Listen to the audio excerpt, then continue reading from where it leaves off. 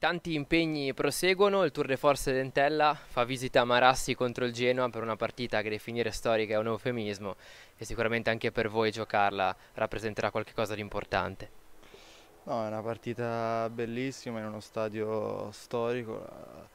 Marassi sarà per tutti noi una grande emozione giocarci contro il Genoa, una squadra di Serie A, e cercheremo di dare il meglio sia per noi stessi, perché è una grande opportunità anche per ognuno di noi, ma anche per i tifosi, per la città che appunto, come hai detto te, questa è una partita storica. L'Entella torna a Marassi dopo 47 anni, Gianluigi Gavino, nativo di Chiavari, quella partita il 7 febbraio del 71 la giocò, che ricordi ha?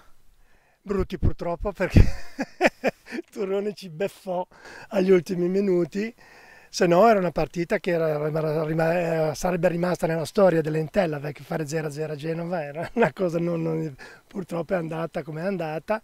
E io sono subentrato nel campo perché era a posto di Barbana e mi ricorderò sempre, purtroppo tutto mi ricordo perché ce l'ho qui stampato nella memoria e non è una motore positiva perché adesso vi spiego il perché. Quel giorno lì a Genova c'era un freddo infernale. Avevamo addirittura nella panchina le coperte per tenerci un po' di calduccio perché era una temperatura da Genova, che è famosa Genova per il freddo.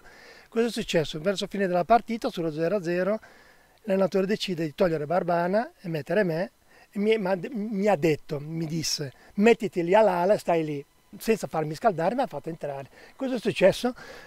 I primi battute di gioco, il Turone prende un pallone dalla sua area, arriva avanti, va avanti, va avanti, io ora l'ala, gli vado incontro, però mi fa fuori, ha fatto fuori me, altri due giocatori dell'Entella, arriva li mette da tiro, una bordata, Scabini non ce l'ha fatta, gol 1-0, finita la partita. E quello lì è il brutto ricordo mio, perché alcuni mi hanno dato colpa anche a me del fatto che non l'ho buttato giù, però ha scattato me, poi ne ha scattato altri, e purtroppo è un ricordo non bellissimo per me, però è stata bella perché a Genova, ragazzi, c'era 35.000 spettatori, ragazzi, in Serie C 35.000 spettatori, neanche Serie A.